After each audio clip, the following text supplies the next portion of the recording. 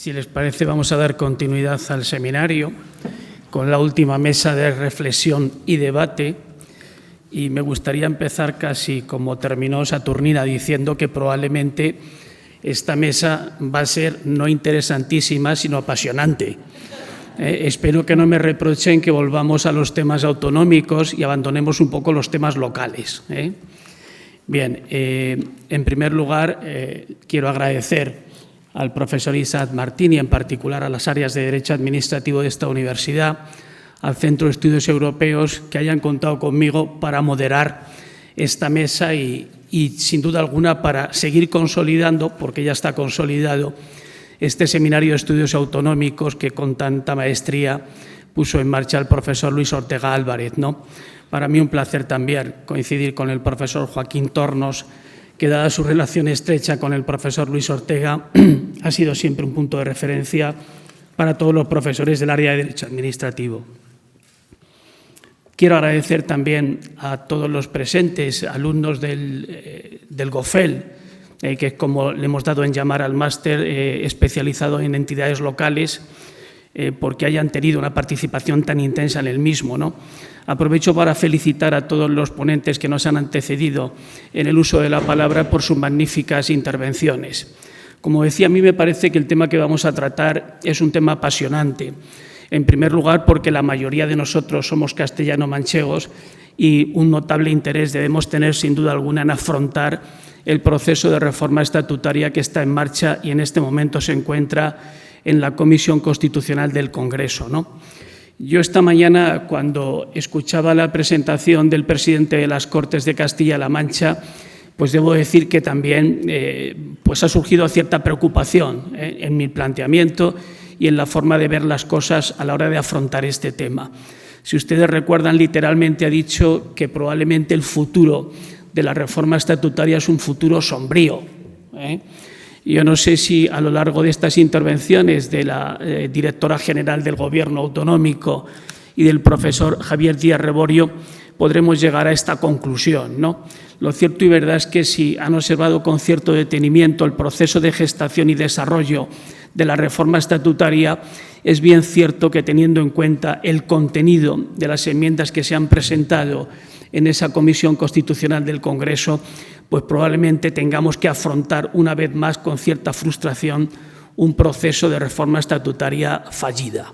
Yo también me sumo a esa apreciación que ha hecho el presidente de las Cortes, porque parece, y esa es la sensación que tengo, que las posturas que se plantean por los diferentes grupos parlamentarios con las enmiendas que se han formalizado parecen bastante irreconciliables, ¿no? Pero en cualquier caso no quiero ser agorero. Prefiero que tratemos el tema con cierta pasión y que pensemos que efectivamente la norma básica de la comunidad autónoma tiene recorrido y que en el proceso del debate parlamentario pues las cosas puedan cambiar y finalmente se envíe al Senado con cierto viso de éxito, ¿no? Insisto que mi planteamiento inicial es un poco pesimista.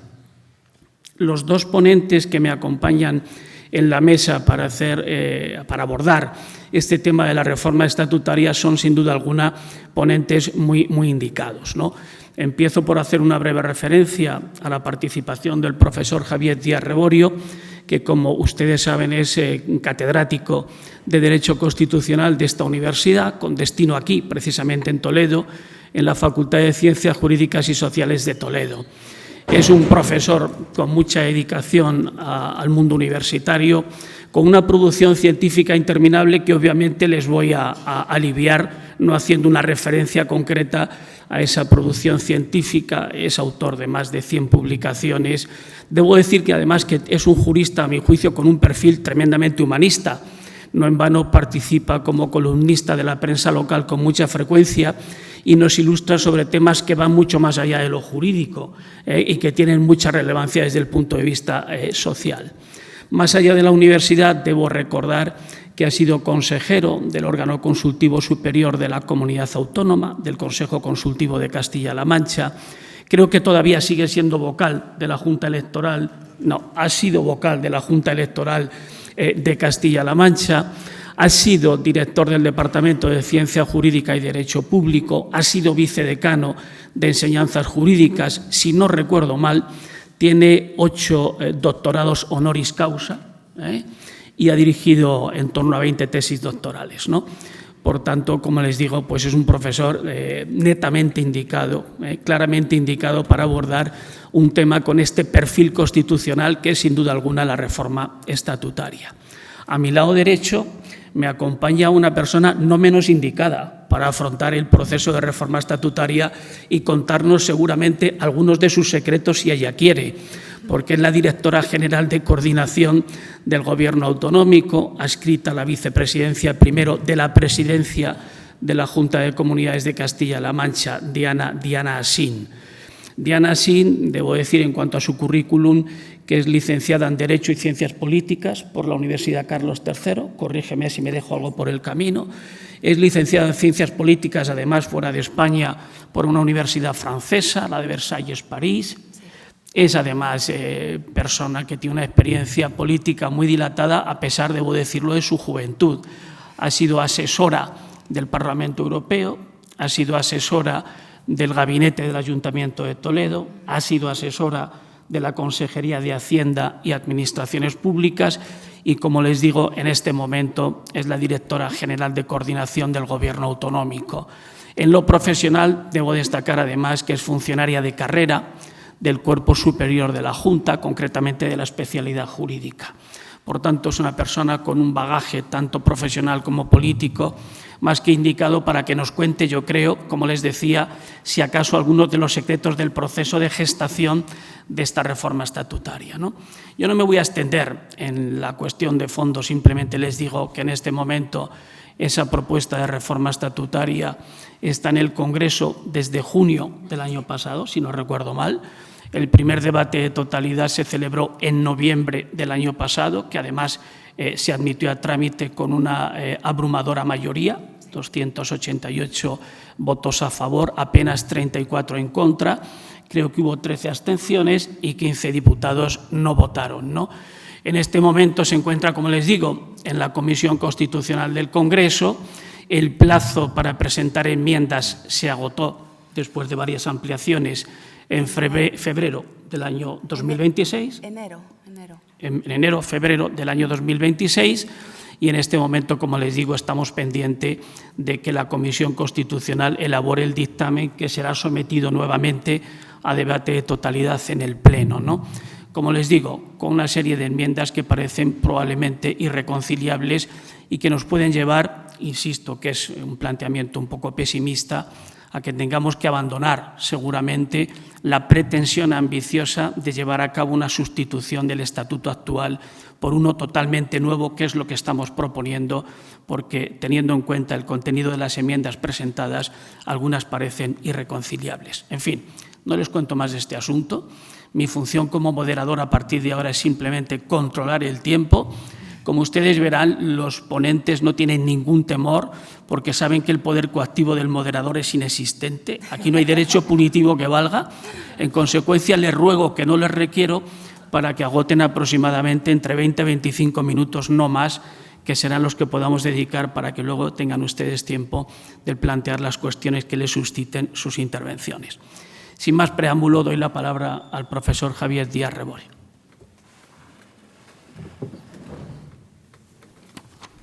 Bueno, pues muchas gracias. ¿Hablo yo entonces en primer lugar? Sí, creo que sí que estaba previsto así en el programa, aunque... quizá pues mejor hable ella perfecto. primero, ¿no? Pues adelante. Diana Por el planteamiento que habíamos pensado. Diana ¿no? Asín tiene la palabra, que creo que va a hacer un repaso general de los objetivos estratégicos de la reforma estatutaria y después nos centramos en la intervención del profesor Díaz Reborio, probablemente mucho más concreta y sobre el tema que se presenta como escollo en ese proceso de reforma estatutaria. Diana Asín. Muchas gracias, Paco. Buenas, ya casi tardes, a todas y todos. En primer lugar, quería agradecer a la universidad la invitación al Gobierno. No soy la única miembro del Gobierno que ha participado hoy. Y sobre todo a Isaac Martín, que siempre que puede cuenta con personas, no solamente de mi equipo, de todo el Gobierno.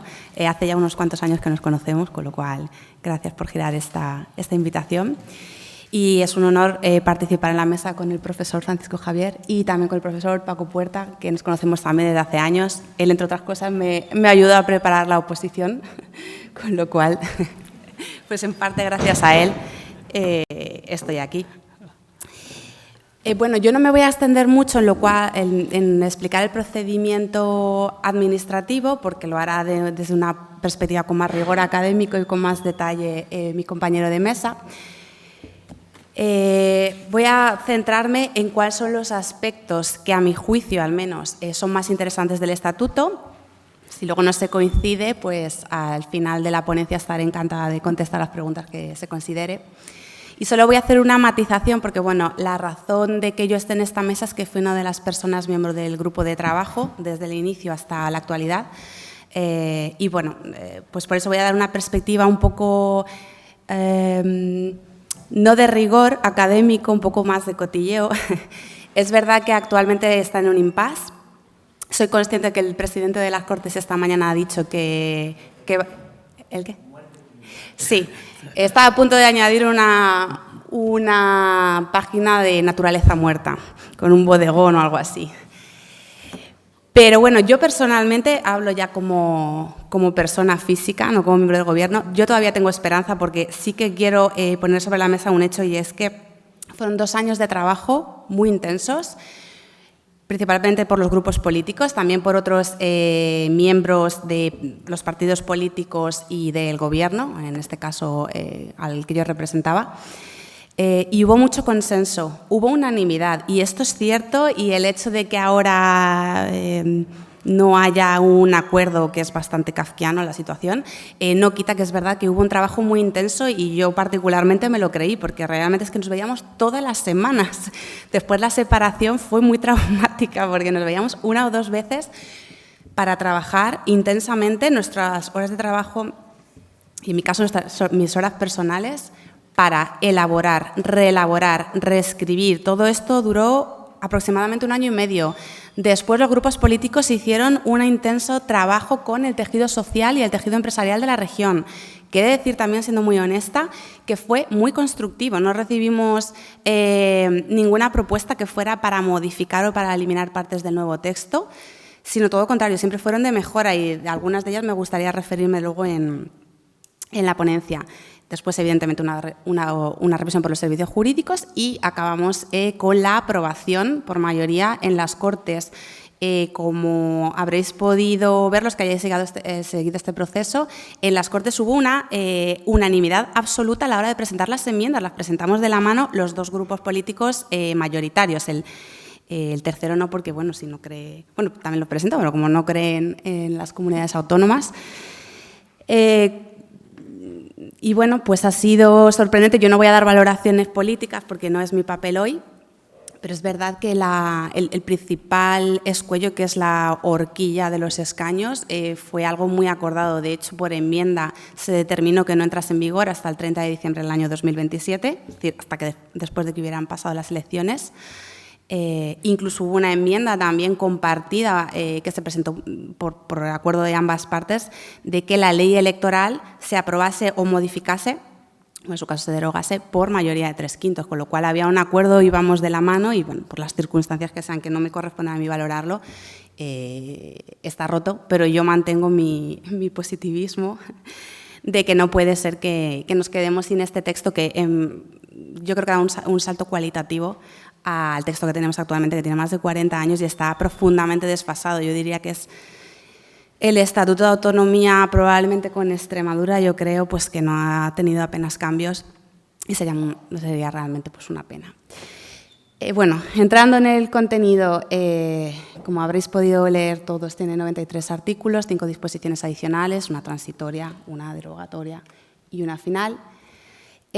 Yo cuando hablo de este tema siempre comento que para mí hay 3 patas muy importantes. La primera es, como suele comentar el presidente cuando habla del nuevo estatuto, un blindaje de los derechos. No solamente se blindan, que evidentemente ya existían, sino que hay, yo creo que una profundización en los derechos y en las garantías de las personas que viven en Castilla-La Mancha. El segundo bloque, a mi juicio, es una ampliación de las competencias. Las básicas, evidentemente, ya fueran originarias de los artículos 148 y 149 de la Constitución o como consecuencia del proceso de transferencia y delegación, no se han tocado mucho, pero sí se han aumentado las competencias de desarrollo legislativo y de ejecución. y en concreto, luego me extenderé, se ha ido más allá en el desarrollo de un articulado propio sobre materias de educación, de sanidad y también de medio ambiente. Y el último que a mí me gusta destacar es la financiación, que creo además que es un tema candente, no solamente en este seminario, sobre todo porque ahora estamos en un proceso de supuesta modificación del sistema de financiación estatal. Y bueno, lo que hemos tratado es de blindar los recursos que reciba Castilla-La Mancha para poder aportar siempre unos servicios públicos de calidad. Bueno, aquí se ve un poco lo que yo llamo los cimientos, los derechos, las garantías, el ámbito del régimen financiero con el que nos tenemos que sostener, la capacidad de autogobierno, que también entraré a hablar de ello, creo que se profundiza bastante, y finalmente las garantías en la reforma, que también se cambiaban varios puntos. Bien, voy a ir muy rápido porque ya debo llevar un rato y no he empezado siquiera. El artículo 9 es, a mi juicio, uno de los más importantes en cuanto al título primero, porque es una llamada a la actuación de los poderes públicos, ¿no? Y establece los principios informadores y los ejes vertebradores del Estatuto. Evidentemente encontramos algunos que son lógicos y comunes en todos los estatutos, como la redistribución de la riqueza, el fomento del desarrollo económico y social, de la concertación y el diálogo con las organizaciones sindicales, con las organizaciones empresariales. Aquí hemos añadido la protección del medio ambiente y la utilización de los recursos hídricos principalmente para el consumo humano, que nos parecía bastante importante. También hemos añadido la lucha contra el cambio climático y contra la despoblación y el intento de que los poderes públicos promuevan una cohesión territorial equilibrada, ¿no? Y tengan en cuenta también el desarrollo de las zonas rurales que tan importantes son en nuestra región. Y, sobre todo, aquí quería hacer mención a un principio informador que me parece básico, que es la igualdad entre hombres y mujeres, y que, si no me equivoco, creo que es el estatuto más desarrollado en este sentido. Es verdad que los últimos, salvo Aragón y Canarias, ya tienen casi 20 años, las últimas reformas.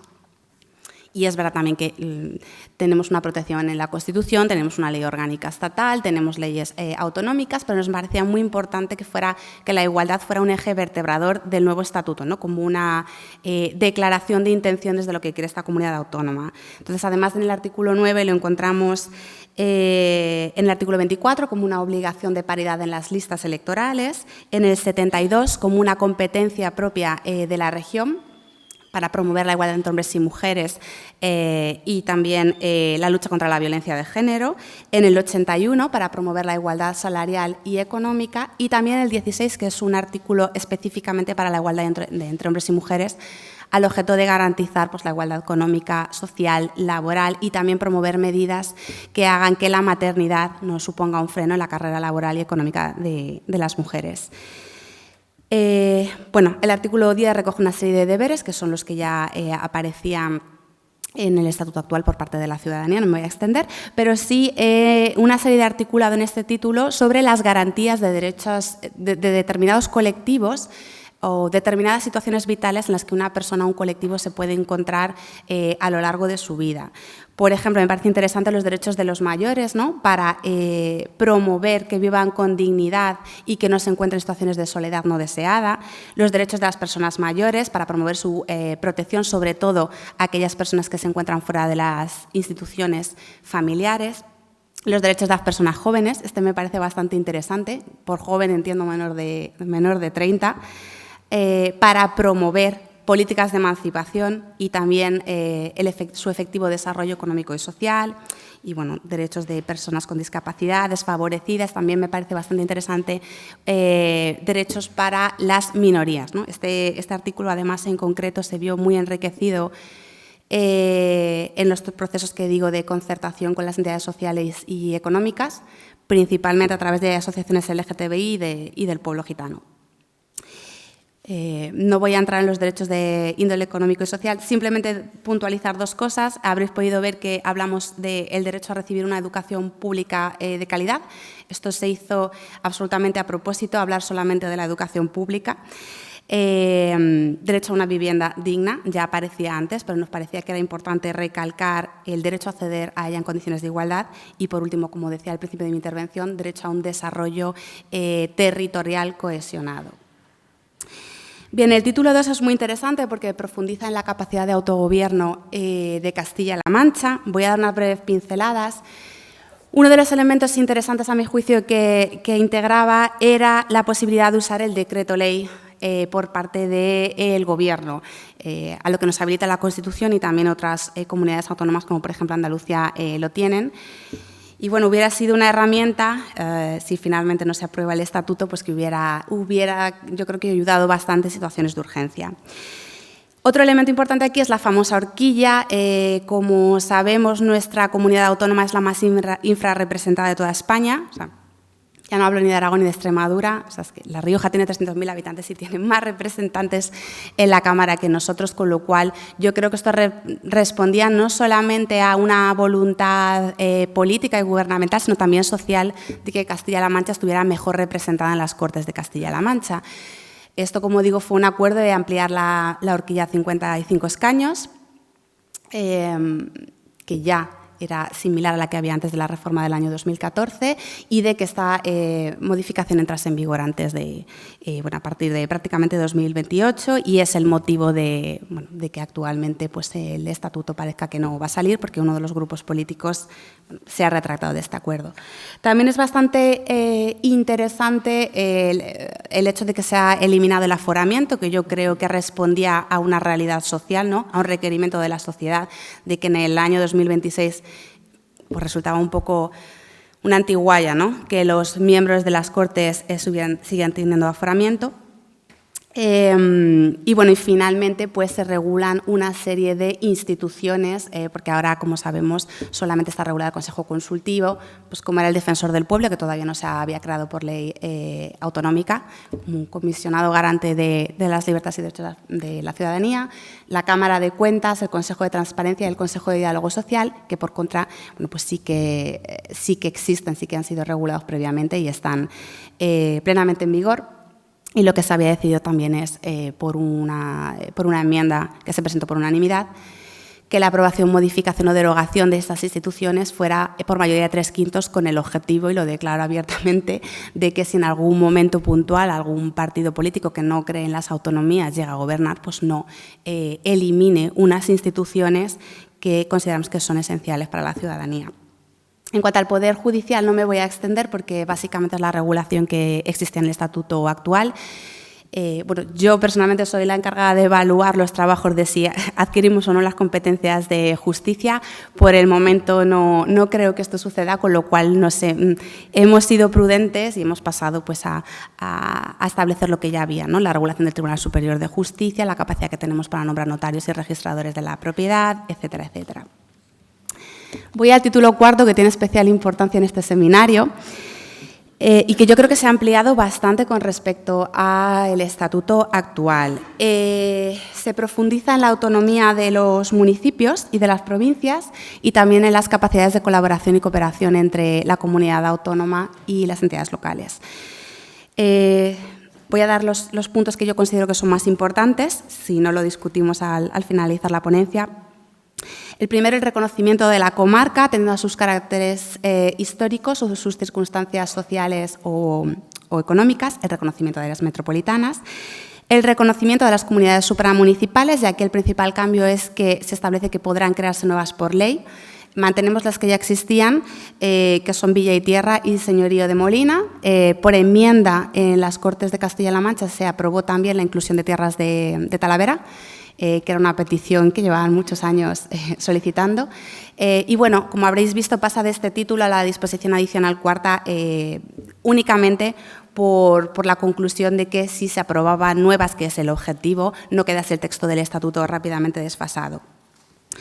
Se introduce también una regulación más detallada del procedimiento de aprobación de las comunidades y de las entidades locales menores, que pasan a denominarse entidades locales autónomas. Esto fue como consecuencia de una petición de ATIM y de la Federación Española de Entidades Locales Menores, y me parece una propuesta bastante interesante, la verdad, en línea con lo que ya existe en Andalucía. También se profundiza en los principios de colaboración, coordinación, cooperación, en la creación de órganos multilaterales, bilaterales, etcétera, etcétera. También se detalla con más empeño el procedimiento de delegación de competencias, que me parece muy importante porque no solamente lleva a la ejecución de la competencia, sino la capacidad de tener recursos personales y económicos. Se regula también en un capítulo propio la entidad local básica y sus competencias, de acuerdo con lo que establece el pacto local. Otro elemento muy importante me parece la creación la posibilidad de crear por ley el estatuto de los municipios pequeños de Castilla-La Mancha. Esto, si finalmente se aprobara el estatuto, sería una de las prioridades de la comunidad autónoma, porque nos parece que, el trabajo de este Gobierno, al menos en las últimas legislaturas, ha sido tratar de ayudar a los municipios de Castilla-La Mancha, porque de 919, pues yo creo que casi 800 son pequeños, en su actividad administrativa. Y además de estas herramientas, pues tenemos, como sabéis, las políticas de despoblación, estamos trabajando en hacer ordenanzas tipo en materia urbanística, en materia administrativa, en materia medioambiental también, para ayudar sobre todo a los municipios pequeños y en poco tiempo, en 2 o 3 meses, se aprobará también por parte de la Vicepresidencia Primera una regulación sobre las entidades colaboradoras para que puedan participar de manera facultativa en el ámbito urbanístico. Y se regula también la provincia. Y esto se entronca con el título 6, que es el de competencias, en los que de nuevo hacemos un llamamiento a desarrollar políticas en materia de zonas rurales. Y, evidentemente, pues se habla de la organización territorial, de las competencias que tiene Castilla-La Mancha con respecto a las entidades locales, de las funciones que le corresponden, de la regulación de los términos municipales dentro de su territorio, etcétera, etcétera. Al final de la ponencia, cuando termine mi compañero, estaré encantada de contestar alguna pregunta en la medida de lo posible. Paso rápidamente al título 5. No me voy a detener mucho, aunque a mí personalmente, por mi anterior trayectoria laboral, me resulta muy interesante. Los capítulos 1 y 3 de este título no entran a regular de forma muy diferenciada con respecto al estatuto actual. El primero habla de la capacidad de Castilla-La Mancha como comunidad autónoma para participar en los órganos estatales, multilaterales o bilaterales. El capítulo 3 habla de la proyección exterior de Castilla-La Mancha. En este sentido, pues estamos muy acotados por lo que establece la normativa básica y, por tanto, pues solamente podemos pedir al Estado que firme tratados o convenios o nuestro derecho a ser informados sobre ello cuando afectan a nuestras competencias o intereses. Pero el capítulo 2 sí me parece interesante porque, evidentemente, no estaba regulado, porque cuando se aprobó en el 82 el Estatuto, pues no formábamos parte de la Unión Europea, de la Comunidad Económica Europea en ese momento. Y responde un poco al sentir de los cambios que hubo en los estatutos de autonomía llamados de la segunda generación, ¿no? A día de hoy todos referenciamos nuestra participación en la Unión Europea, Andalucía, Aragón, yo creo que Canarias, quizá Castilla y León y Extremadura no podría asegurarlo con certeza ahora, pero creo recordar que no. Y pues muy brevemente, hay como estos ítems, ¿no? La participación en la formación de la voluntad del Estado ante la Unión Europea, lo que llamamos la participación ascendente, y en la ejecución de las políticas de la Unión Europea, la participación descendente, que me parece muy importante porque, al final, como sabemos, el 80% de las políticas europeas se ejecutan y se desarrollan bien por las regiones o bien por las entidades locales, con lo cual yo creo que es importante que figuremos ahí. La capacidad para ejecutar los fondos que nos llevan, que no sé si esto va a cambiar sustancialmente, no solamente con la PAC, a partir de ahora, y el Estado va a tener más capacidad decisoria en este sentido. La capacidad para participar en el Tribunal de Justicia de la Unión Europea, para ser informado de los asuntos que nos conciernen y, sobre todo, lo que más interesante me parece, para abrir nuestras propias agencias u oficinas. Este camino, nosotros actualmente tenemos una oficina en Castilla-La Mancha, este camino se lo tenemos que agradecer al País Vasco, que abrió en los 90 una oficina que fue objeto de una sentencia del Tribunal Constitucional por parte del Estado español. Y también nuestra capacidad para participar en la representación permanente en Bruselas, que es la embajada ante la Unión Europea, en las delegaciones españolas y, sobre todo, en el Comité Europeo de las Regiones, que es un órgano que, como sabemos, aunque es de carácter consultivo y no es vinculante, pero es preceptivo, y yo creo que sus dictámenes son bastante interesantes. El título sexto es muy interesante porque evidentemente habla de las competencias. Las que son exclusivas no han cambiado sustancialmente, han ido cambiando a lo largo de estos años por las transferencias y delegaciones, pero son básicamente las que ya conocemos. Quizá lo más interesante en este sentido es que para darle esta pátina de importancia que considerábamos que tenían la prestación de estos servicios públicos esenciales en nuestra comunidad autónoma, lo que hemos hecho es resaltar un artículo propio para cada uno de ellos. Entonces, bueno, con respecto a las competencias de sanidad, pues son la competencia de organización, de gestión, de funcionamiento, evaluación de los centros, de los servicios, la ordenación farmacéutica. En el caso de la enseñanza es, bueno, pues todas aquellas niveles, acreditaciones y grados de la enseñanza no universitaria y también los pocos resquicios que hay en cuanto a la enseñanza universitaria, respetando siempre la autonomía de las universidades. El capítulo de servicios sociales sí que me parece muy interesante y además fue mejorado en las enmiendas en las Cortes de Castilla-La Mancha, porque bueno, en este ámbito es verdad que tenemos muchas competencias como otras comunidades autónomas, la gestión y la regulación de los servicios sociales, la promoción de la ayuda a la infancia, a los niños y niñas, personas menores, personas mayores, personas migrantes, la creación de centros de protección y la protección y tutela de menores y de personas adolescentes y el régimen de acogida. Y, por último, también dimos una proyección diferenciada a las competencias en materia de investigación e innovación, tanto en cuanto a los recursos como en cuanto a los proyectos de los que formamos parte. En cuanto al desarrollo legislativo, yo he destacado estas que, a mi juicio, son las más interesantes de las nuevas. La protección de los datos en cuanto al resquicio competencial que tiene la comunidad autónoma, siempre respetando evidentemente la ley orgánica estatal y el reglamento europeo. La inteligencia artificial, que seríamos de aprobarse el primer estatuto que lo regula, siempre respetando también principalmente el marco normativo europeo, porque sabemos que el reglamento de la inteligencia artificial es de aplicación directa, y bueno, la protección civil, que es una competencia que ya tenemos, de hecho hay una dirección general, pero no figuraba. Y en cuanto a ejecución, pues sobre todo destacaría las políticas en materia de economía, de diálogo social, ocupación, empleo y prevención de los riesgos laborales y la salud laboral. Y sí que me gustaría hacer un pequeño hincapié, no sé cómo voy de tiempo, Paco. ¿Voy bien? 7 minutos 8. Venga, sí, me da tiempo. El artículo 78, que habla específicamente de las competencias que tenemos en medio ambiente y hace también un mandato a los poderes públicos.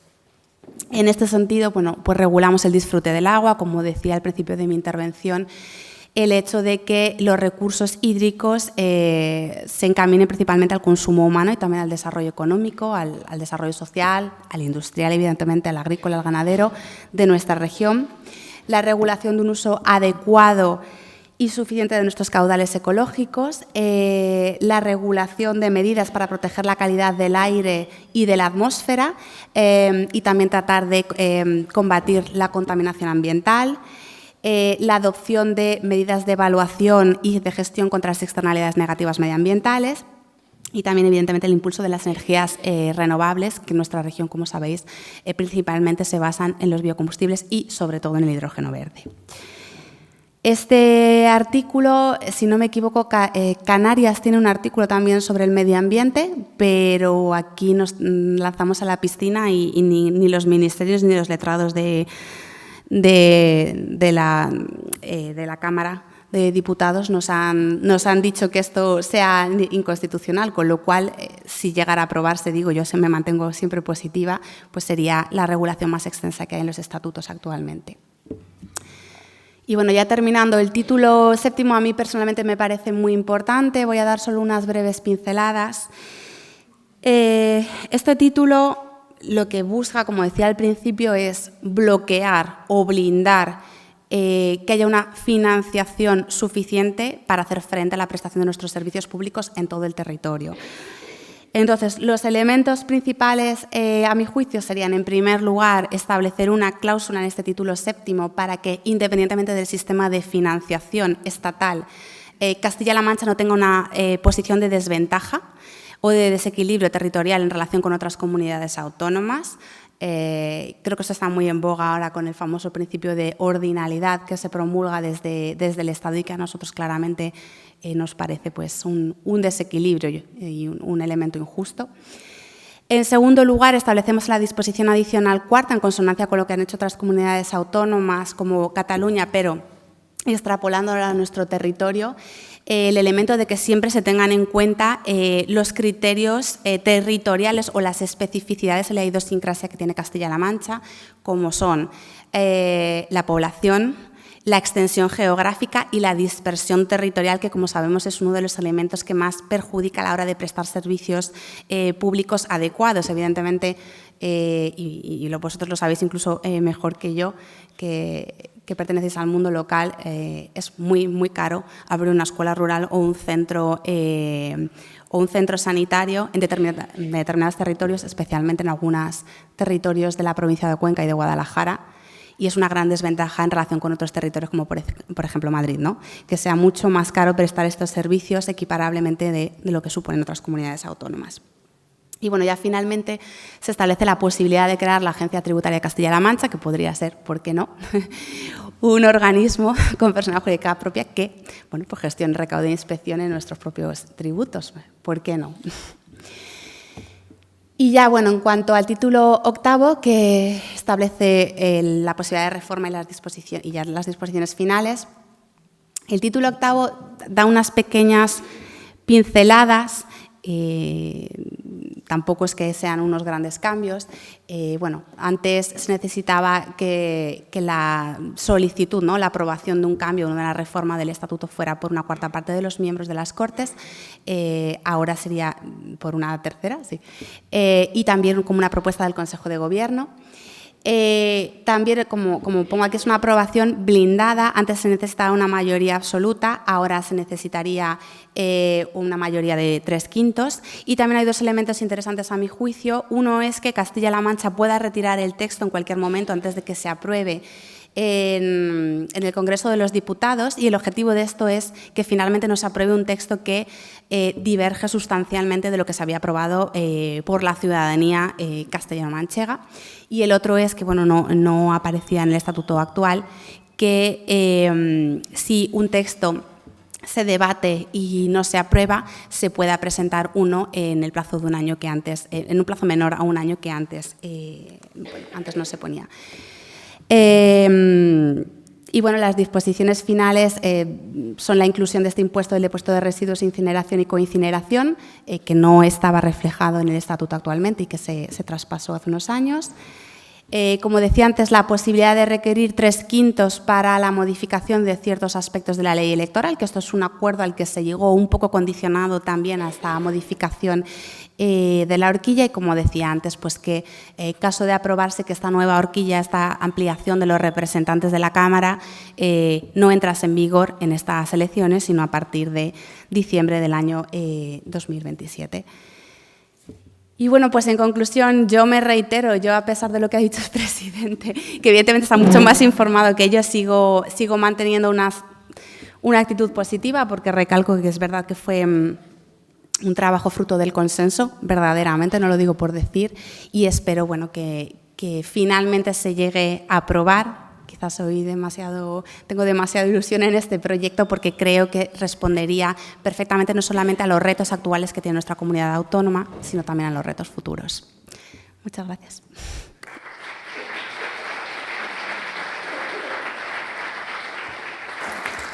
Muchas gracias, directora general, por esa visión general también de las pretensiones que tiene la reforma estatutaria, que, como ven, pues es muy ambiciosa, ¿no?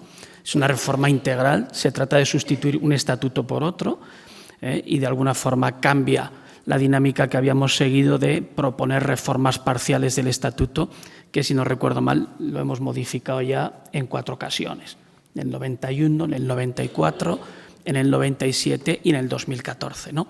Sin solución de continuidad, sin perjuicio del debate que podamos tener posteriormente, le doy la palabra al profesor Javier Díaz Reborio.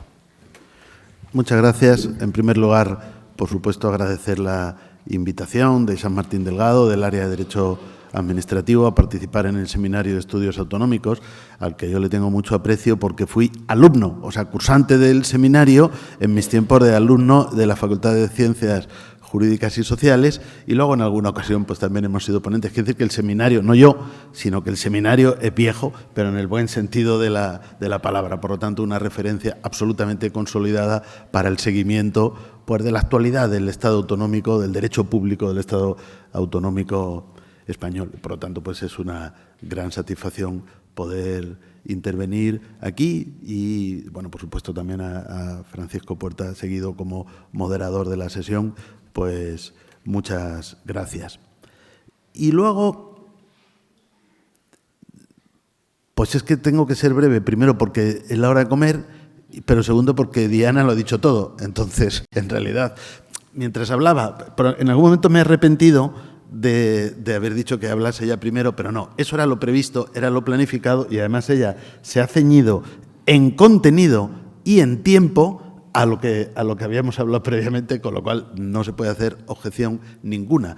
Vamos a hacer de la necesidad virtud y por lo tanto ya no tengo que describir nada y puedo opinar, bueno, describiré algo cuando hablemos del sistema electoral, que era un poco, digamos, del tamaño de las Cortes, ¿no? Que era un poco el núcleo de lo que yo había anticipado que iba a hablar, pero había dicho, bueno, voy a comentar también alguna otra cosa, pues no voy a comentar muchas más cosas, sino apenas un comentario general, 2 pinceladas sobre 2 cuestiones que me parecen interesantes y luego lo de las Cortes, haciendo sobre todo lo que en definitiva más nos gusta a los profesores, que es opinar, ¿no? Entonces, como ya está todo contado, pues en realidad me puedo centrar en esta cuestión. Bueno, el comentario general, que además o la valoración general debe enmarcar todo lo que voy a decir después, es que este estatuto sería muy conveniente. O sea, mi valoración es positiva. Sigue la línea de aquellas reformas estatutarias a partir de 2006-2007, pero con mucha más experiencia, con más conocimiento de jurisprudencia constitucional, con un bagaje jurídico que en ese momento no lo había. No olvidemos que entre aquellos estatutos pues estaba el de Cataluña de 2006, que generó una sentencia del Tribunal Constitucional en 2010, que en materia de agua, de lo que luego voy a decir algo, el motivo por el que se frustró nuestro estatuto, 2006-2007 aquí y luego 2008-2009 en el Congreso, tiempo, hasta que ahí se queda, fue la derogación del trasvase Tajo Segura, que nunca debió estar en el estatuto. Pero entonces yo entiendo que los estatutos, como todas las normas jurídicas y como las constituciones, más las constituciones, pues las hacen entre juristas y políticos, ¿no? Entonces había una voluntad clara de que se derogase el trasvase ahí. Eso, si lo hubiera aprobado el Congreso o el Senado, que ya se sabía que no lo iban a aprobar, si lo hubieran aprobado, lo habría tumbado el Tribunal Constitucional. Era evidente. Las decisiones del Tribunal Constitucional en algunos ámbitos son previsibles. Últimamente son demasiado previsibles en todos los ámbitos, pero por una perversión de la seguridad jurídica en la que ahora no quiero entrar, ¿no? Es decir, ya sabemos la composición del tribunal, por lo tanto sabemos exactamente qué va a decir. Eso es un poco triste, pero bueno, en el caso del agua era una cosa que más o menos se sabía, ¿eh? Y bueno, aquello se frustró, pero los que hemos estado, porque yo pues tuve el honor de estar en las Cortes de Castilla-La Mancha, por ejemplo, en aquel momento informando, y luego allá por 2017, creo recordar, aquí mismo se hizo un foro entre la Junta de Comunidades y la universidad, donde nos volvieron a pedir participación a los que habíamos informado, por escrito volví a escribir. Entonces, bueno, con esto quiero decir que yo no voy a opinar aquí sobre si va a salir o no va a salir, porque sería hacer un puro pronóstico, aunque lo tengo, pero que hay que tener perspectiva, que hay un bagaje, que hay cosas interesantes aquí y que hay cosas que, pues si no es ahora, en algún momento convendrá llevar a cabo, porque en efecto, cuanto más tiempo pasa, más aspectos quedan obsoletos, mejorables, susceptibles de una regulación mejor, ¿no? Con lo cual, pues, ojalá saliera, y si no, pues ahí está ese. Ojalá saliera. A ver, ahora voy a hacer algún comentario crítico también, es decir, ese seguir esa estela de esas reformas estatutarias del siglo XXI, voy a llamarlo así, tiene sus ventajas y sus inconvenientes, claro, porque estas reformas también tenían sus inconvenientes. Y luego hemos introducido por ahí alguna otra cosita de la que ahora mismo voy a hablar. Entonces, 2 pinceladas. O sea, dije, valoración general, esa. 2 pinceladas. Primero, la pincelada del agua. Y además las dos van un poco unidas. Ya que fue tan importante ahí, ahora se ha manejado bien. ¿Problemas de constitucionalidad? Ninguno. En lo que viene ahora. Ninguno. ¿Utilidad de lo que se dice? En el enunciado de los derechos económicos, sociales y culturales, el derecho al agua. Bueno, sí, ya, claro, el Tribunal Constitucional ya explicó que el derecho al agua de la Comunidad Valenciana significaba nada. Significaba que los poderes públicos se preocupen por el agua. Por cierto, luego volvemos a tener entre las competencias 79.1a el derecho a disfrutar del agua. Es decir, ya no solo agua, sino disfrutar del agua. Es un problema, voy a la segunda pincelada, del concepto de blindaje. ¿En qué momento se nos ha colado a los juristas el término blindaje como que signifique qué? ¿Qué significa blindaje? Jurídicamente no significa nada. Tenemos un concepto que es el de rigidez. Los constitucionalistas lo usamos mucho porque la Constitución es la norma más rígida. El Estatuto también es una norma rígida, puesto que su reforma no se puede hacer por cualquier ley. Y por lo tanto, claro que podemos deducir que incorporar lo que sea al Estatuto dificultará su reforma futura. Ya está, eso es. Como además este Estatuto, si se aprobase, como nos acaba de contar Diana en su excelente exposición, requerirá futuras reformas por 3/5, pues hay una mayor rigidez en todo lo que entre.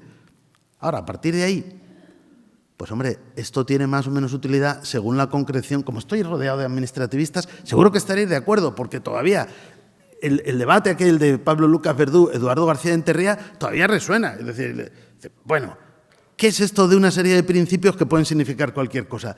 O sea, si tú blindas, como hemos hablado antes, pues ahora ya, claro, juego con... Si tú blindas que en cada municipio haya servicio de abastecimiento de agua, eso es algo concreto. Si tú blindas, como creo recordar que aquí la ley, no el estatuto, lo tuvo en su momento, que en cada municipio con más de, no me acuerdo cuántos alumnos en edad escolar, hay un centro escolar. Bueno, si tú blindas.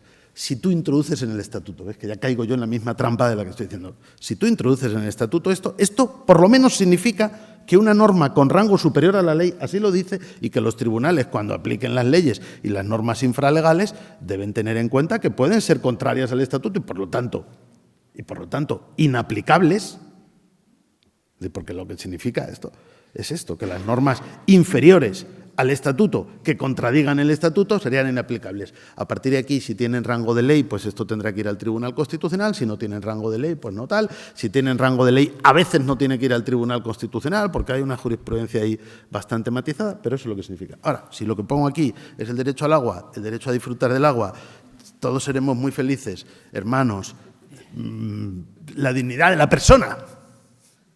Pero, hombre, la dignidad de la persona, puestos a blindarla, me da más tranquilidad que esté blindada en el artículo 10 de la Constitución española. Que tampoco está blindada, está dentro de la rigidez. Ojo, que no solo... Esto, en el lenguaje político se entiende, en el lenguaje coloquial, es que está en el preámbulo 6 veces, lo de blindar. Y la palabra bloqueo está en la disposición adicional que tú has mencionado sobre la reforma de la ley electoral. Porque la reforma de la ley electoral, o sea, por simplificarlo, actualmente solo hay una ley, la del Gobierno y el Consejo Consultivo, que requiere mayoría de 3/5, según nuestro estatuto. Esto desaparece, es más, no habría ley del Gobierno y Consejo Consultivo, sino que el Gobierno iría por su lado, entiendo, si leo bien la propuesta de reforma, y el Consejo Consultivo por su lado, con mayoría simple. Habrá mayoría absoluta para la reforma electoral. Pero la disposición adicional sexta, lo que nos dice es que en el proceso de aprobación o reforma de la ley electoral se puede acordar que ciertas partes de la ley electoral tengan una mayoría, o sea, requieran para el futuro una mayoría de 3/5, siempre que esto se apruebe por mayoría de 3/5. Pero lo llama bloqueo, pero bloqueo sería que no se puede tocar nunca jamás, sería una especie de cláusula de intangibilidad. Siempre que se decida en una votación sobre el bloqueo. Tampoco es un término muy jurídico lo de bloqueo, creo yo, ¿no? Entonces, bueno, pues al final lo que hay es una previsión de que es una técnica un poco medio rara, porque al final sería la ley electoral tendrá mayoría absoluta, pero podría tener mayoría de 3/5, pero no sería toda la ley electoral, solo sería una parte de la ley electoral y siempre esto requeriría una votación en el momento de aprobar esta ley, que la propia votación obtuviera mayoría de 3/5. Naturalmente, y con esto ya entro en el fondo del asunto, pues esto tiene que ver con la preocupación legítima, por lo demás, para que las leyes electorales se aprueben por consenso. cosa que no ha sucedido nunca.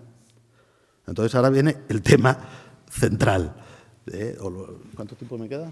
Sí, me queda un ratillo, ¿no? Bien, bueno, pues aquí lo cuento. El estatuto, no, esto también, como tenemos cierto bagaje, pues el asunto de las reformas electorales básicamente ha sido en Castilla. Siempre hemos tenido una regulación rara, siempre, ¿eh?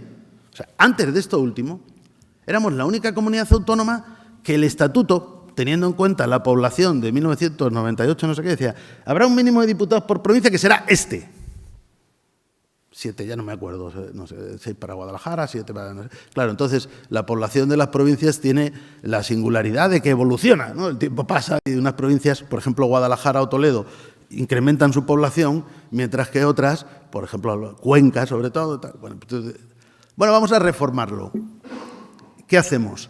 Bueno, esto no puede ser porque Cuenca tiene un diputado más que Guadalajara y Guadalajara tiene más población. Metemos otro diputado en Cuenca. En Guadalajara, para igualarlo. Sí, pero ahora pasa otra cosa. Es que Toledo y Ciudad Real tienen el mismo número de diputados, pero Toledo ha subido su población. Bueno, pues le ponemos otro diputado a Toledo. Esto fue una reforma electoral en Castilla-La Mancha. Que el tribunal, ahora voy a este asunto, por supuesto, convalidó. Pero que al final decir, como no es irrazonable, como no es arbitrario, pero claro, lo que pasa es que esto lo normal, ahora ya sí, lo tenemos, es el estatuto establece un mínimo común, si lo desea, o la ley electoral, el estatuto o la ley, para todas las provincias. ¿Para qué? Pues porque la Cámara Autonómica, ahora no tengo tiempo de explicar esto más despacio, pero lo dice la Constitución de alguna manera, ¿no? Que las asambleas autonómicas representarán la población y las distintas zonas del territorio, que aquí hemos pensado que son las provincias, que a lo mejor pueden ser las comarcas, o hay comunidades uniprovinciales de circunscripción única, o ha habido comunidades uniprovinciales de varias circunscripciones, como Asturias. O sea que puede haber de todo. Pero bueno, en resumen, como la misma Cámara tiene que representar a la población y a las provincias, está bien establecer un mínimo común, como ahora mismo es de 3. Ese mínimo común de 3 diputados por provincia, ahora mismo, en términos de proporcionalidad, beneficia enormemente a Cuenca y perjudica a Toledo. Es así. ¿Por qué? Pues porque luego vas a repartir menos. Bueno, con esto quiero decir que las reformas electorales nunca han tenido demasiado sentido. La última, eso no quiere decir que sean inconstitucionales, esto también lo digo, porque luego la gente, parece que la gente no lee, pero si sumas a todo el mundo ha leído todo lo que tú has escrito en realidad, ¿no? Entonces alguien podrá decir, pero tú escribiste que las reformas eran constitucionales. Eso sí, claro que yo he escrito y acerté, porque lo escribí antes del Tribunal Constitucional. O sea que acerté, porque ya sabemos que el tribunal a veces es previsible. Entonces, en esto de la proporcionalidad electoral era razonablemente previsible, puesto que ya se había pronunciado sobre Canarias, que ahí hay unas barreras y diciendo, todo lo que no sea abiertamente desproporcionado, pues es proporcionado. Es decir, vino a decir, si el sistema no es mayoritario, será proporcional, ¿no? A partir de ahí, la jurisprudencia del Tribunal Constitucional sobre proporcionalidad electoral básicamente se ha hecho en sentencias sobre Castilla-La Mancha. Por lo tanto, no hemos tenido un sistema muy tal. La última, que es lo que se reformó, estatuto en 2014, ley en 2015. El estatuto dice de 25 a 35 y la ley dice 33. Esa es la regulación que en este momento tenemos. ¿Es conforme a la Constitución? Antes que el Tribunal Constitucional lo dijo Díaz Reborio. Pero yo ahí hacía un pronóstico de la valoración de la constitucionalidad. ¿Es lo deseable? No. ¿Conviene subir el número de diputados? Es decir, si me apuras mucho, ¿podríamos hacer un sistema más proporcional dentro de este estatuto? Sería posible, pero tendríamos que ir a un modelo como el sueco. Muy complejo. Bastante extraño, no existe en ninguna comunidad española. Si nos quedamos, si damos por bueno que queremos seguir con regladón, queremos seguir con 5 provincias y no podemos repartir más de 35 escaños, va a tener déficits graves de proporcionalidad. Será mayor o menor según, a ver si encuentro aquí los cuadros que tengo, según los resultados electorales, claro. Pero para que se hagan ustedes una idea, esto agradezco también a un colega de Ciudad Real, de la Facultad de Informática, que se llama Francisco Ruiz González, que, aparte de que ha publicado en el Anuario Parlamento y Constitución, de donde yo... Bueno, él simplemente lo que hace es cuantificar los datos, pero bueno, a mí me viene muy bien porque es compañero y me ayuda mucho, y cada vez que hay elecciones me manda un Excel perfecto y ya lo ves todo ahí. Entonces, mientras que nosotros tendríamos que estar ahí como locos con la calculadora o algo de eso, ¿no? Bueno, hay índices de desproporción, ¿no?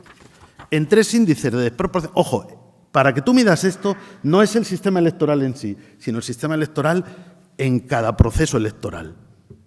¿Por qué? Porque, claro, la desproporción se puede medir de muchas maneras. Votos que se quedan sin escaño, desequilibrio entre porcentaje de votos y porcentaje de escaños, es la más evidente, en términos globales. Es decir, siempre hay algo de desproporción, es decir, oye, aquí en el Congreso de los Diputados ha habido varias mayorías absolutas de escaños, jamás ha habido mayorías absolutas de votos.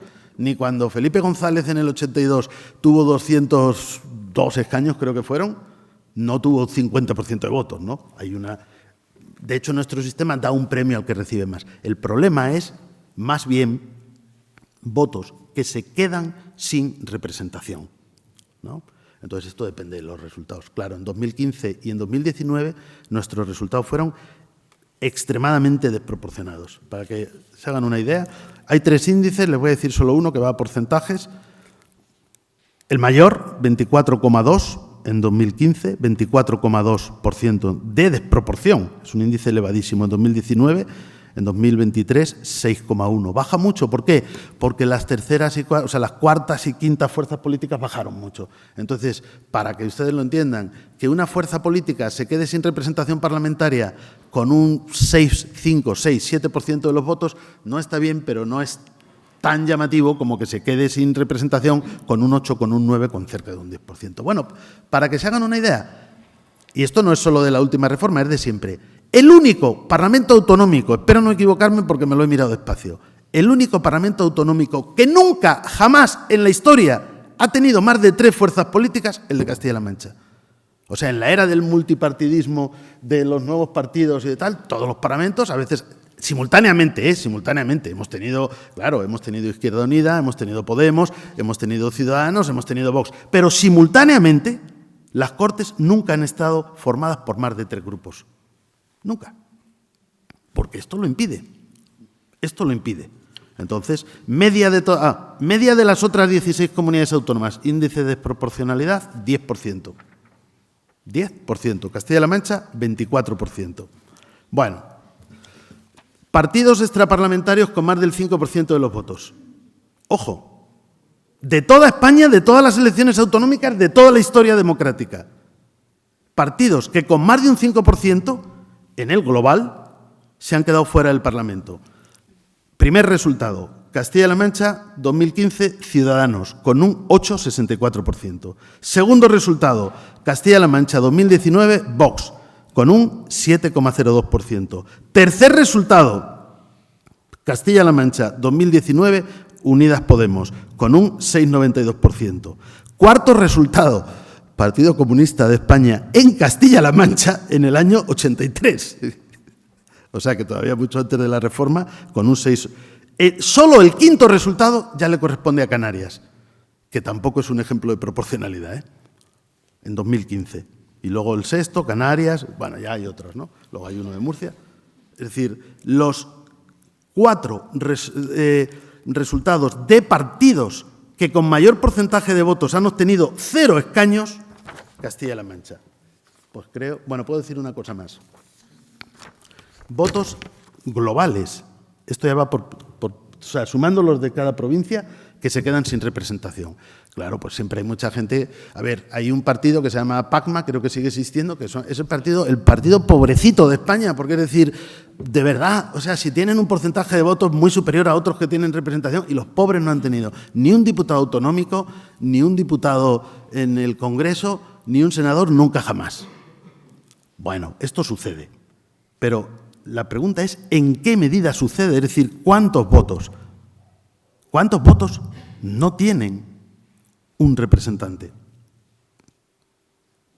Máximo, elecciones de 2015, Castilla-La Mancha, votos 221.580. 221.580 personas votan a candidaturas que no obtienen diputado, porcentaje 20%.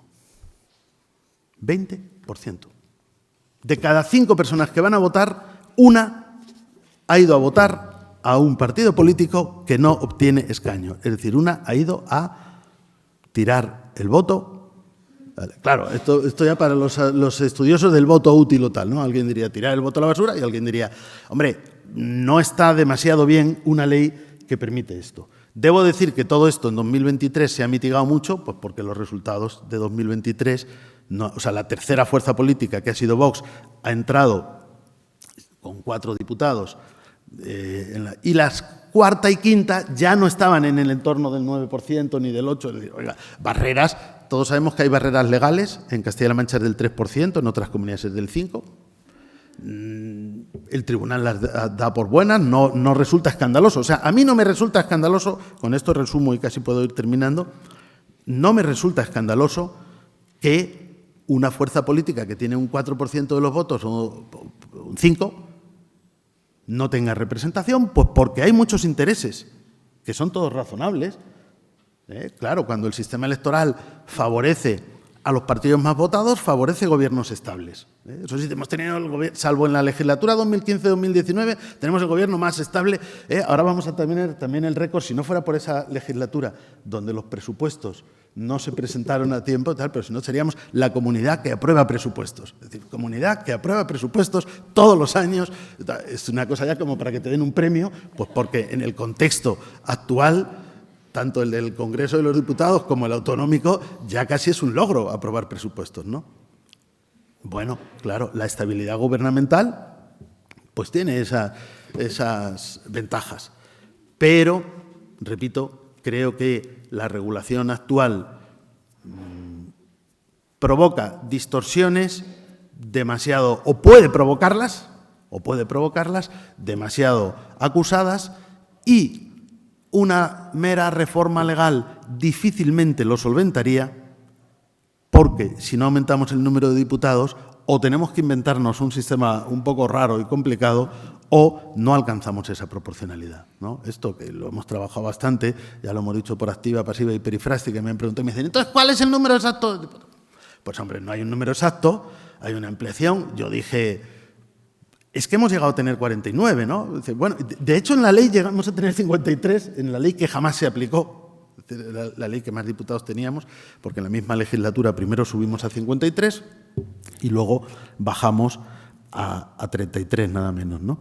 Bueno, yo dije entre 50 y 75, pero es que, en fin, no sigo dando datos. Miremos al resto de comunidades autónomas, simplemente para estar, no en la franja alta, no en la que cuesta más caro. Hombre, depende de lo que les pagues a los diputados, puede ser un poco más caro, pero en fin, no me parece que esto sea un verdadero problema en términos globales.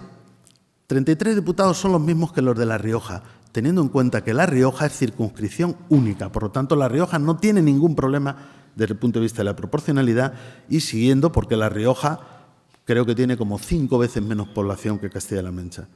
En habitantes por diputado, que también existe este dato, habitantes por diputado, o sea, por escaño, pues estamos como en 65.000 y la media está en torno a 30.000. O sea, estamos por encima del doble. Es decir, creo que todos estos son argumentos que justifican el que este asunto pues, se retomara, aparte de que el estatuto se limita a establecer una horquilla, y luego, por supuesto, a la hora de elaborar la ley habría muchos aspectos a tener en cuenta, pero en este momento la horquilla está, porque podemos decir, ¿y por qué el estatuto establece una...? Bueno, el estatuto en materia electoral puede contener mucho, poco o casi nada. Hasta ahora lo que contiene es la horquilla y la provincia como circunscripción, básicamente, y luego tenemos la proporcionalidad que deriva de la Constitución de todos modos, con lo cual ahí no habría problema. Bueno, a mí me parece bien que se establezca esto, que no se profundice mucho más en el estatuto, pero es que ahora mismo poco se puede hacer ya con una mera reforma legal. Así que, pues, ojalá algún día, antes de que nos jubilemos a ser posible, pues tengamos definitivamente una regulación electoral en Castilla-La Mancha como la venimos demandando desde hace décadas en realidad. Muchas gracias.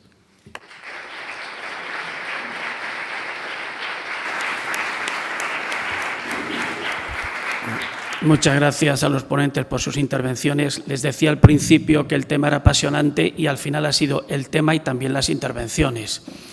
Creo que tenemos algunos minutos, les pido brevedad también por lo intempestivo de la hora para plantear las cuestiones que les haya suscitado el desarrollo de las dos intervenciones. No sé si hay alguna pregunta.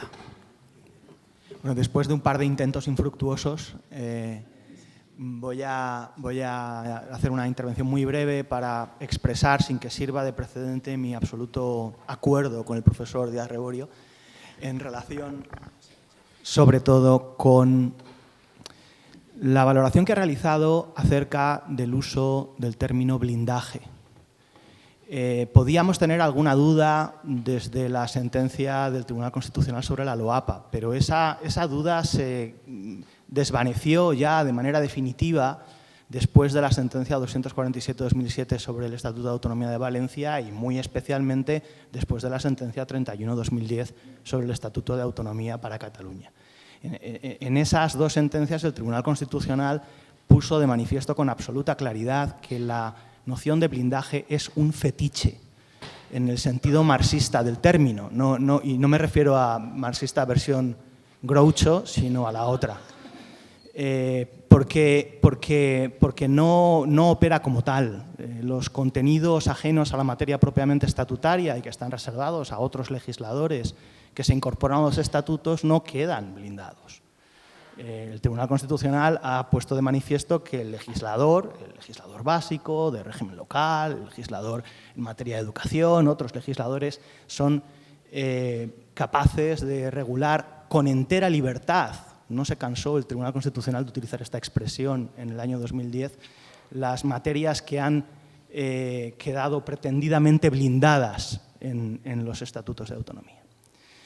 El problema, sin embargo, no es solamente la reducida eficacia de este proyecto de blindaje. No me refiero a este proyecto de estatuto, sino a la pretensión de proteger con la rigidez que es propia del legislador estatuyente esas materias que son ajenas, en principio, a su ámbito competencial.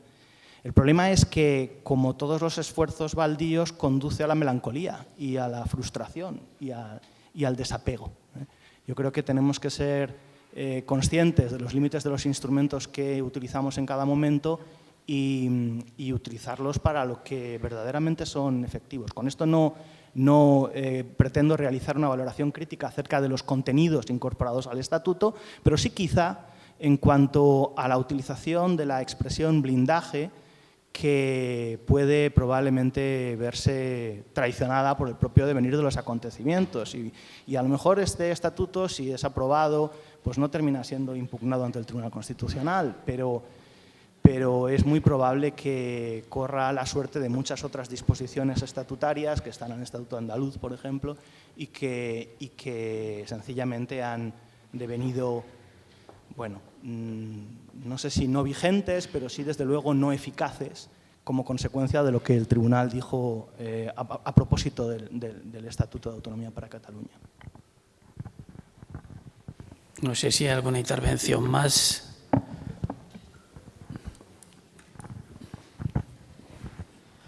Bueno, por un lado quería hacer una crítica, no al equipo de gobierno, sino a todo el conjunto de la clase política, porque si habéis estado 2 años trabajando de una forma coordinada y avanzando y ha dado a luz el proyecto, se ha votado por unanimidad en las Cortes, se ha llevado al Congreso y ahora no somos capaces, yo no me incluyo porque yo no estoy ahí en la negociación, no son capaces de ponerse de acuerdo, creo que no nos hace ningún bien a la ciudadanía y esto no hace sino más que polarizar más, si cabe, la situación en la que nos encontramos.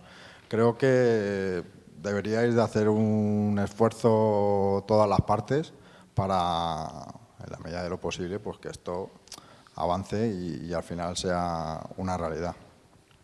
Y en cuanto a la otra intervención del profesor Díaz Reborio, a todos nos gustaría tener un sistema electoral ideal que yo creo que no existe, porque al final hay que ir un poco buscando lo que más idóneo sea a tus circunstancias. Y en este caso, pues evidentemente no es perfecto, pero no sabemos si una circunscripción única sería mejor, sería peor, sería más proporcional, menos proporcional. En fin, creo que la solución es difícil. Así que gracias por las ponencias. Muchas gracias. No sé si hay alguna intervención más. La profesora Dolores Utrilla, Isaac. Sí, yo creo que sí. Sí, muy rápido, una intervención que conecta con la del profesor Arroyo en cuanto al grado de densidad normativa deseable del estatuto, pero desde el otro punto de vista, porque por una parte incluir contenidos, no sé si llamarlos excesivos, pero incrementar la cantidad de cuestiones que se regulan en el estatuto, por un lado puede devenir ineficaz de cara a los poderes públicos estatales, pero claro, incrementa la rigidez y de esa manera no solo cerca o limita la democracia dentro de la comunidad autónoma porque impide que el legislador autonómico regule ciertas cuestiones, pero es que también afecta al principio incluso de autonomía, porque incluso si hay unanimidad en la Cámara Autonómica, hay ciertas cuestiones que ya solo con el acuerdo de las Cortes Generales en una nueva reforma estatutaria se van a poder modificar. Entonces, bueno, yo creo que esto también es una cosa que es problemática y que nos puede llevar a pensar que es muy difícil encontrar el grado justo o deseable de densidad normativa de un proyecto de reforma de un estatuto. No sé si al final hay otra pregunta.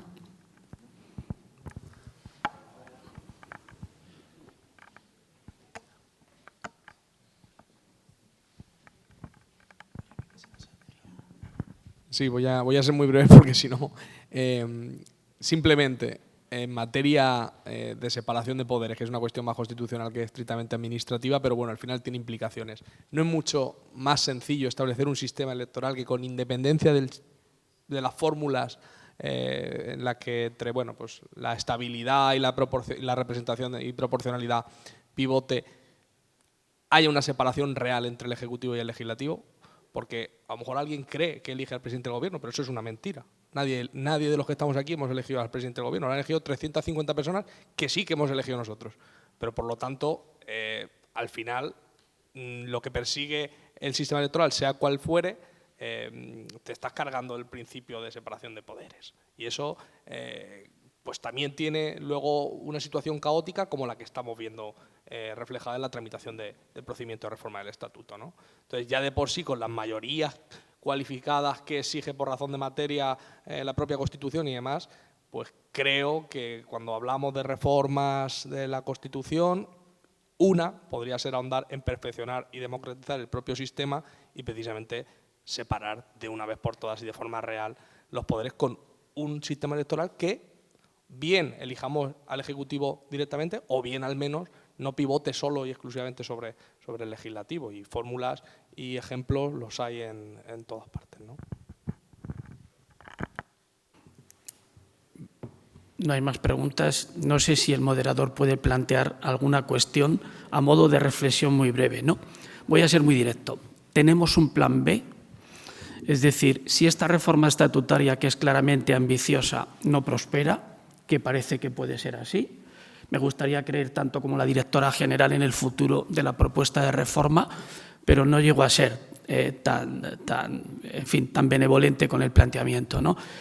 Tenemos un plan B, quiero decir. Una de las cosas importantes que se ha destacado además en la presentación de la directora general es que a través del estatuto intentamos recuperar un poco el entramado institucional que teníamos con carácter previo y se han presentado una serie de instituciones que hemos considerado esenciales para identificar bien el funcionamiento de la propia comunidad autónoma, ¿no?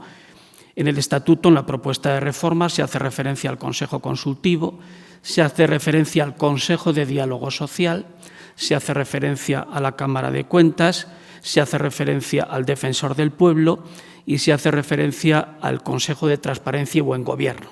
En el estatuto actual, la única referencia blindada fue la del Consejo Consultivo, hasta el punto de que quiero recordar que cuando se produjo en esta comunidad autónoma el cambio de gobierno, se desmantelaron instituciones en aquel momento por razón de la crisis económica. No en vano yo era consejero del Consejo Económico y Social, que fue una institución que se liquidó con la Ley 13/2011, con carácter previo con la 12/2011 se había liquidado también la figura del Defensor del Pueblo, con carácter previo y no mediante ley, sino con decreto del Consejo de Gobierno, porque con decreto se creó también, se liquidó la Comisión Regional de la Competencia.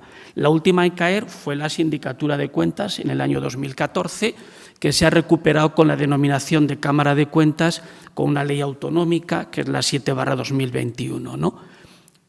Voy a la pregunta, si es que se puede contestar y de alguna forma no meto el dedo en el ojo en el propósito del Gobierno. ¿Tenemos un plan B? Porque, en principio, no hay ningún límite constitucional para que ese entramado institucional se pueda recuperar por voluntad del Poder Legislativo autonómico y del Gobierno autonómico. Antes no teníamos referencia estatutaria y creamos estas instituciones porque consideramos que eran esenciales para el funcionamiento de la comunidad autónoma y para garantizar, sobre todo, la participación de los agentes sociales. Esa era la función del Consejo Económico y Social, ¿no? Por tanto, aunque no prospere la propuesta de reforma estatutaria, nada impediría que, por voluntad del Poder Legislativo y del Consejo de Gobierno, recuperásemos parte o casi todo el entramado institucional que teníamos. El Consejo Consultivo está ahí porque está blindado por el estatuto vigente y las demás instituciones se podrían recuperar por voluntad legislativa y por voluntad de la iniciativa del Gobierno, ¿no? Por tanto, pregunto, ¿tenemos un plan B o de alguna forma la recuperación de este entramado institucional está asociado a la aprobación definitiva del estatuto? Esa es una primera cuestión. Y una segunda también breve. Yo, en fin, he dicho al principio que soy un poco pesimista sobre el futuro del estatuto porque viendo las enmiendas, y me refiero ya un poco a la intervención del profesor Javier Díaz Reborio, viendo las enmiendas, el asunto de los escaños en la composición de las Cortes parece insuperable. Enmienda del Grupo Parlamentario Sumar, se propone una horquilla, si no recuerdo mal, entre 40 y 55 diputados. Enmienda del Grupo Mixto, defendida por Ione Belarra, se propone una horquilla entre 47 y 100 escaños. Enmienda del Partido Popular, se propone una horquilla, que es la vigente, entre 25 y 35, que es la misma que sostiene el Grupo Parlamentario de Vox. El Partido Socialista no presenta enmienda al artículo 24, por tanto está de acuerdo con la propuesta que hace la propia reforma estatutaria con la horquilla entre 25 y 55.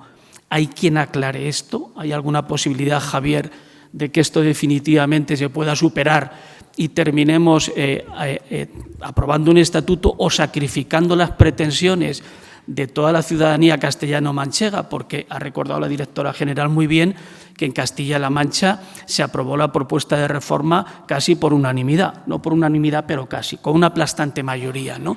Una vez más podemos estar abocados a sufrir la frustración a la que hacía referencia el profesor Luis Arroyo, porque es el segundo intento de reforma integral del Estatuto. Ya lo intentamos en el 2007, nos quedamos ahogados por el agua, en la medida en que habíamos previsto que el trasvase Tajo Segura se liquidase en el año 2015. Insisto que yo era consejero del CES en aquel momento y me tocó participar también en el dictamen que elaboró este órgano colegiado como asesor del Gobierno, liquidando el trasvase Tajo Segura en el 2015. Entonces, por una cuestión puntual, la del agua, ahora por una cuestión puntual, la composición de las Cortes da la sensación de que los castellano-manchegos terminaremos dando larga vida al presente Estatuto de Autonomía aprobado hace más o casi ya 44 años, ¿no? Es una reflexión final que hago y no sé si merece algún pronunciamiento por parte de los dos ponentes. Nada más.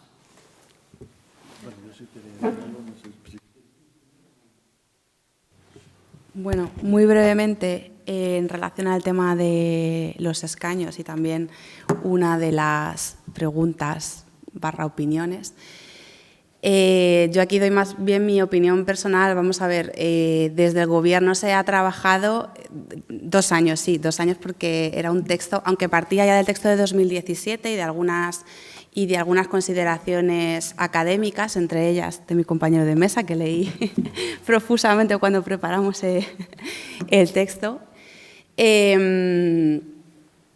Yo creo que en menos tiempo que ese, es decir, se ha consultado a todas las entidades que podrían tener una relevancia de Castilla-La Mancha, menos tiempo que ese, pues hubiera sido a lo mejor hacerlo un poco a la ligera.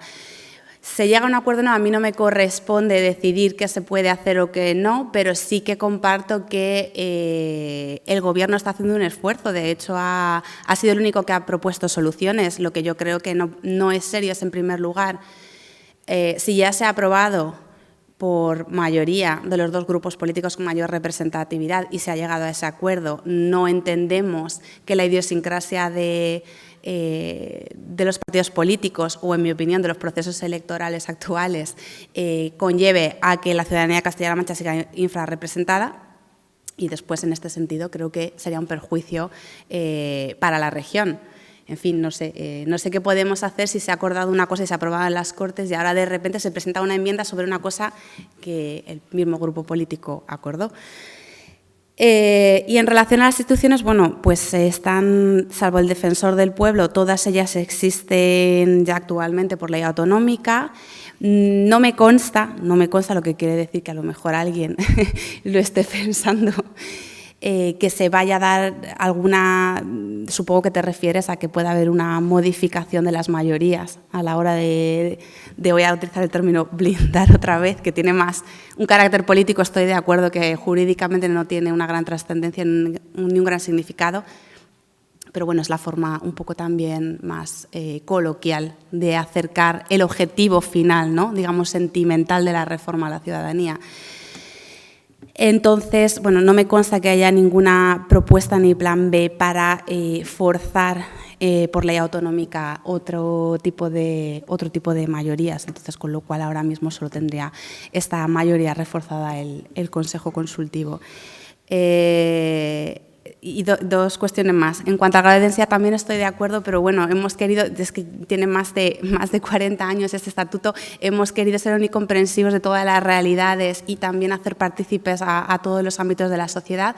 Quizás sea excesivo, pero ha sido con buena voluntad y bueno, hasta el momento no se nos ha llamado la atención de ninguna cuestión jurídica ni por parte de las Cortes Regionales, ni por parte del Congreso, ni por parte de los compañeros de los ministerios, con lo cual, bueno, si alguna vez sale, pues determinaremos si los letrados del Congreso están de acuerdo que es denso o no es denso. Y en cuanto a la separación de poderes, yo creo que esto ya es una cuestión trascendental de las democracias occidentales que trasciende muy mucho a Castilla-La Mancha. Te doy la palabra, profesor. Gracias. Bueno, muy breve también, porque ha habido bastantes preguntas muy interesantes, pero bueno, versaban sobre todo en lo que yo puedo aportar algo sobre el, vamos a decir ya mal llamado blindaje, sino sobre la cuestión de la rigidez estatutaria, ¿no? Y entonces yo creo que la pregunta es ¿qué y cómo hay que incorporar a un estatuto? Esa es la verdadera pregunta, porque en definitiva yo no me desarrollé antes otra idea, es decir, incluso una vez que hayamos incorporado al estatuto aspectos inequívocamente de la competencia autonómica y que tengan una interpretación razonablemente concreta, luego está la cuestión de las garantías, porque claro, aquí basta ver el artículo de las garantías de los derechos para entender que no tiene mucha importancia todo lo que pongamos ahí, es que no tiene mucha importancia. Pero esto no es un problema de Castilla-La Mancha, es un problema de los derechos en los estatutos de autonomía. Desde que se introdujeron, vamos a ver, si no tenemos competencias en el ámbito judicial, no podemos regular nada que tenga que ver con ningún tipo de proceso de garantía, ni de amparo, que es el tipo de reforma que necesita la garantía de los procesos. Pues, ¿qué podemos decir? Que el Defensor del Pueblo de Castilla-La Mancha tutelará los derechos. Y es lo que decimos. Básicamente eso. Y luego, pues que forman parte del ordenamiento jurídico con el rango propio del estatuto. Vale también, pero en fin, no me meto ahora en este jardín a las 3 menos 10, pero si vamos a introducir el derecho a la interrupción del embarazo como un principio rector, tendrá el valor de los principios rectores. pero me vale para los derechos de las personas con discapacidad. A lo mejor deberíamos ir a reformar el artículo de la Constitución, el 53.3, que nos dice cuál es el valor jurídico de los principios rectores. Y con ese ya ganábamos en todo ese capítulo, en toda esa sección, ¿no?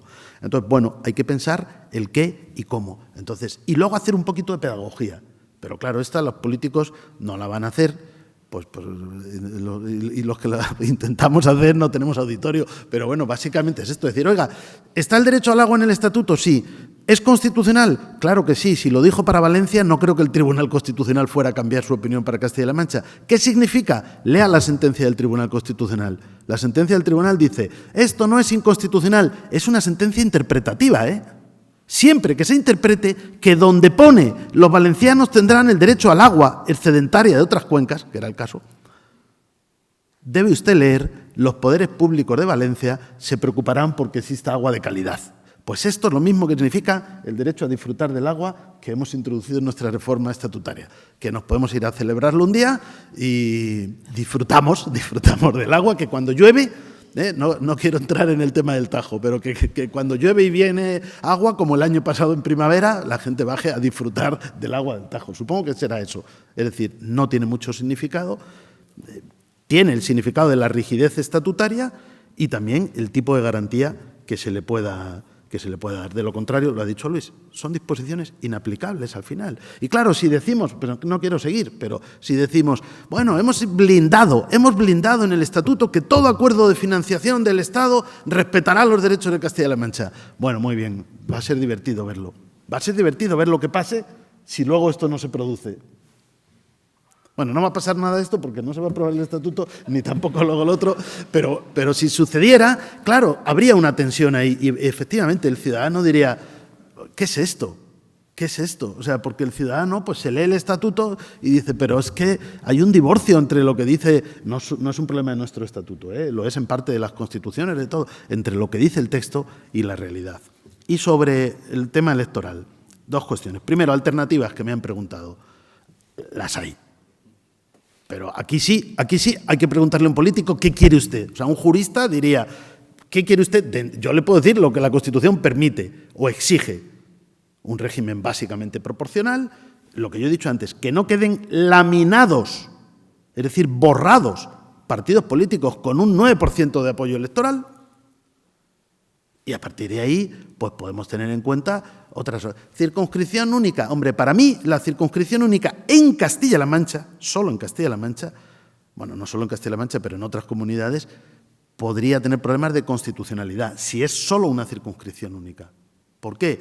Pues porque ¿de dónde queda la representación de las distintas zonas del territorio? Otra cosa es que hay sistemas electorales, ya he dicho antes que en Suecia existe, que el votante vota como a dos listas, la de su circunscripción y luego una única, y la única corrige. Bueno, eso se podría hacer, eso es perfectamente constitucional. Ahora, ¿debemos hacer esto? Pues claro, yo ya diría, esto está un poquito ajeno a nuestra cultura, habría que hacer bastante pedagogía para el ciudadano cuando vaya a votar, decir, oiga, es que usted vota la de su provincia, la de tal. Otros dicen, ¿podría no ser la provincia la circunscripción? Pues podría ser la comarca, pero bueno, en realidad, ¿quién está considerando algo de esto con seriedad? Es decir, si mantenemos que queremos circunscripción provincial y que queremos proporcionalidad básica, no nos llega con 35 diputados. Esa es un poco la situación. Y la pregunta de la separación de poderes. El sistema electoral no tiene que ver con la separación de poderes porque nos dice, bueno, tiene que ver, en los sistemas presidencialistas hay un sistema electoral para el Parlamento y otro sistema electoral para el Ejecutivo, es decir, para el presidente, pero aquí no tiene nada que ver. ¿Hay problemas? Es un problema. O sea, lo que hace nuestro Estatuto de Autonomía es diseñar un sistema parlamentario de libro, de parlamentarismo racionalizado, básicamente como el del Congreso o como el de otras comunidades autónomas. ¿Habría cosas mejorables? Pues si entramos en aspectos de ¿qué opino yo? Pues hombre, claro, el decreto ley, ¿está bien introducirlo? Sí. ¿Puede tener problemas de constitucionalidad? No, sí es casi igual que el del Congreso, casi igual. Ahora, después de 40 y tantos años de experiencias y de abusos de decretos leyes y de que cada vez hay más decretos leyes, ¿podríamos hacerlo con alguna limitación adicional? Se me ocurre que sí. Es decir, ya que nos ponemos, porque a ver si ahora vamos a decir, necesitamos reformar el estatuto para introducir el decreto ley y dentro de 3 años estamos diciendo, ¡joder, qué abuso de decretos leyes este gobierno! Pero es que a los gobiernos les gustan mucho los decretos leyes. Y entonces sí, en efecto, el abuso del decreto ley ¿plantea un problema desde el punto de vista de la separación de poderes? Plantea, en Castilla-La Mancha y en España y de allí donde se abuse. Pero bueno, no quiero seguir. Pero bueno, la pregunta de separación de poderes no se relaciona con la del sistema electoral, en realidad, ¿no? El sistema electoral nos dice cómo elegir al Parlamento, en este caso a las Cortes, y luego las relaciones entre Cortes y Gobierno están reguladas en el Estatuto, básicamente bien. Queda por ahí 14 segundos para decir que otra cosa que no se ha reformado y me queda muy rara es que somos la única comunidad autónoma con proclamación automática del presidente a los 2 meses sin ninguna propuesta triunfa. En todas las demás se va a elecciones. Había alguna más, pero se cambió. En todas se va a elecciones. En Castilla-La Mancha, bueno, como esto no parece que se vaya a dar el caso, pero bueno, ya puestos a reformar, pues podemos decir, bueno, después de 2 meses sin que ninguna propuesta de investidura haya tenido éxito, yo creo que lo lógico es volver a elecciones, ¿no? Bueno, pues nada más. Muchas gracias.